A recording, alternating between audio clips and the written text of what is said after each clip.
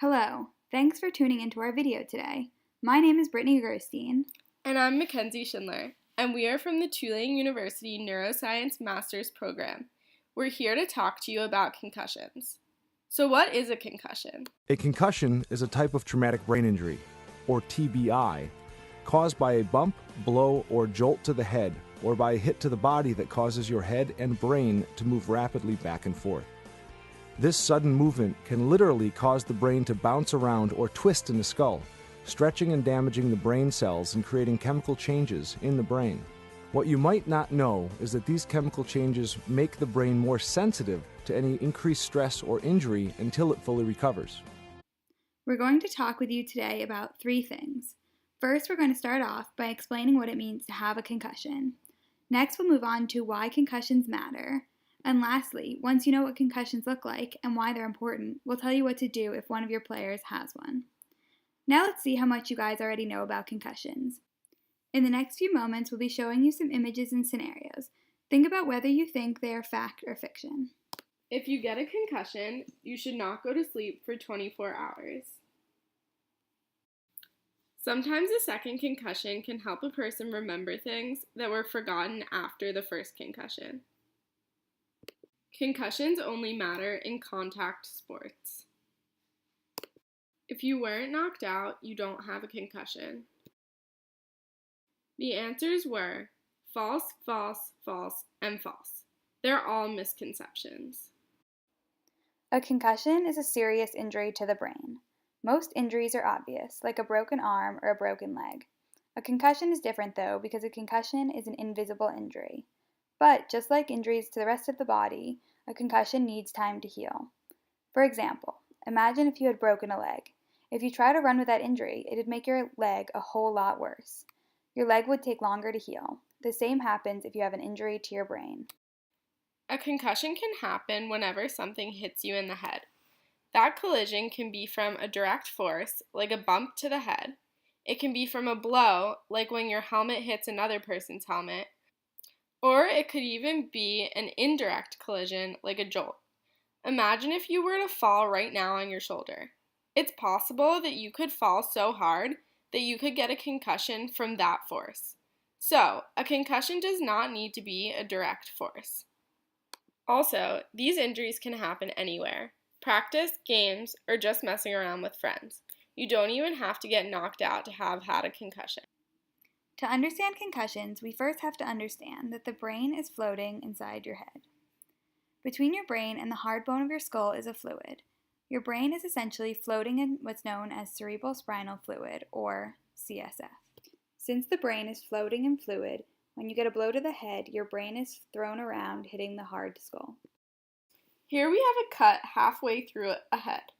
Now, I used to think that a brain was tough, like a muscle, but it really feels a lot more like a fat.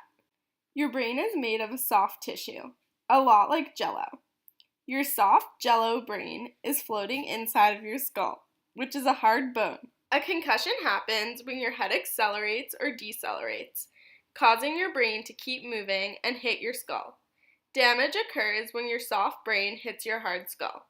When we get a concussion, the brain can hit the skull while simultaneously pulling on the brain stem and straining the long axons in our brain. So during a concussion, injury can occur due to the soft brain hitting the hard skull and increased tension on the long axons throughout the brain and brainstem. So let's take a look at how concussion symptoms make concussions different than other injuries. A person with a broken leg doesn't need an x-ray to tell it was injured, because they'd probably be walking around in crutches. Now it's easy to see that there is a serious injury, and no one would expect them to be able to get around the hallways normally or be able to run in a practice. If they don't rest and go running, they will likely make the injury a lot worse. Here we compare the brains of 2 people, one with a concussion and one with no injury. Can you select which is the image of the brain with a concussion? Both of these MRI scans of the brain appear to be normal, but the image on the right is of someone with a concussion. There are no special scans that can detect a concussion. It would be much easier to diagnose a concussion with an imaging technique or special equipment. Concussions are invisible injuries. No brain scan can show it, and we have no special equipment to show the rest of us that the person needs rest. For a broken leg, the body feels pain as a way to tell us to rest. The brain has no sensory nerve endings, so we can't feel pain. For mild concussions, the only way we can tell that the brain is injured is by observing symptoms.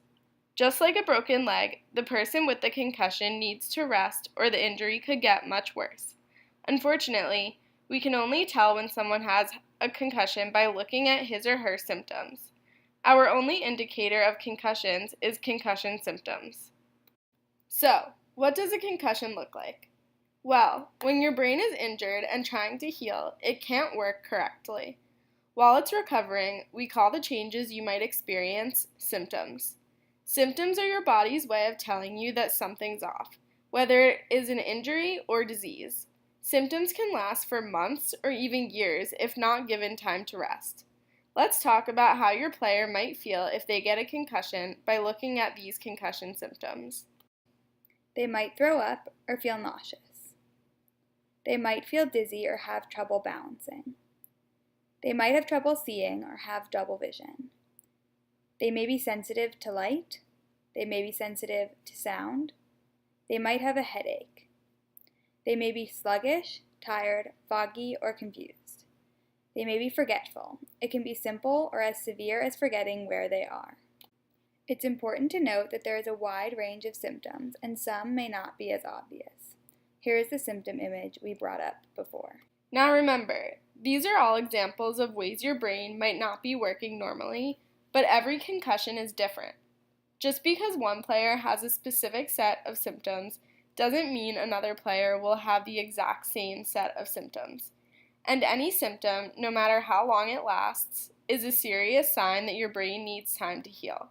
Symptoms can last for months or even years if not given time to rest. It is important that your players feel comfortable enough to be honest about their symptoms, which they may be hesitant to admit. Now that we've finished talking about what a concussion is, we will show you why these injuries matter and why you should care. 13-year-old Zachary Lysted, star athlete, popular teen, excellent student. But in this game, his life and the future of football would change forever. Watch again as Zachary makes a tackle. He clutches his head but doesn't lose consciousness. His coach examines him and takes him out for 2 plays, and then there's halftime. But then he's put back in, playing offense and defense for the 3rd and 4th quarters. Now we're going to stand up, son. You're going to help me, okay? 1, 2. Now push up. Push up. Push up. Push up. Push up. Push up. This is Zachary a year later, trying to learn how to walk again.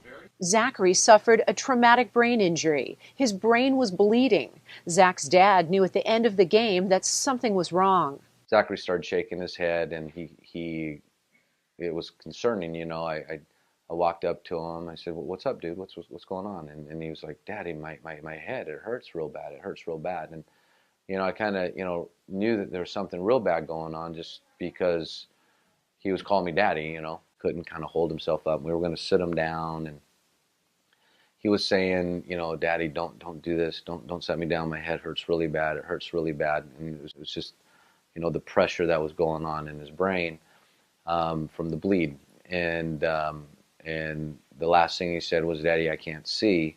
And that's when he lost consciousness and went to the ground and was suffering the effects of his strokes.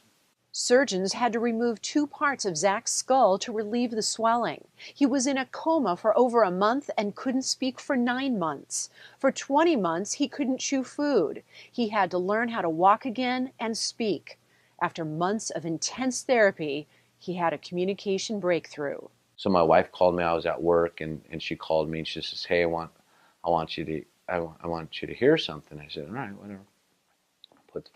She put the phone up to Zach, and Zach was like, "Oh," and it was very low, and not very forceful, but, "Oh, Dad." And then it was like, "Oh, love, oh, you." And it was pretty powerful. 5 years later, following more intense therapy, Zach walked with his high school class. Yeah, extremely proud of that moment for my son to show the kids what he's done. He's now in community college, taking one class at a time. He still has therapy several hours a day. Zach's injury was preventable. If Zach had just been taken out of the game and remained out, he'd be like any other kid at age now 20. But Zach's life is entirely different because of a very simple precaution that could have been taken. Now, that precaution is being taken thanks to the Lystead Law, named after Zachary and signed by former Washington Governor Christine Gregoire in 2009. According to the law, athletes under 18 who are suspected of having a concussion are removed from a game and not allowed to return until cleared by a medical professional. 48 states have passed the law. It also has the support of the NFL. I'm making a difference. I'm making a difference in not only other people's life, but my own life, because it brings me joy to see that what I've made is making a difference in other people's lives, and that is what I think God put us on this earth to do, is make a difference. If you suspect a concussion, it's tell someone. Just because if someone would have done that for me, I wouldn't be here talking about this subject, and I wouldn't be in the position I am right now.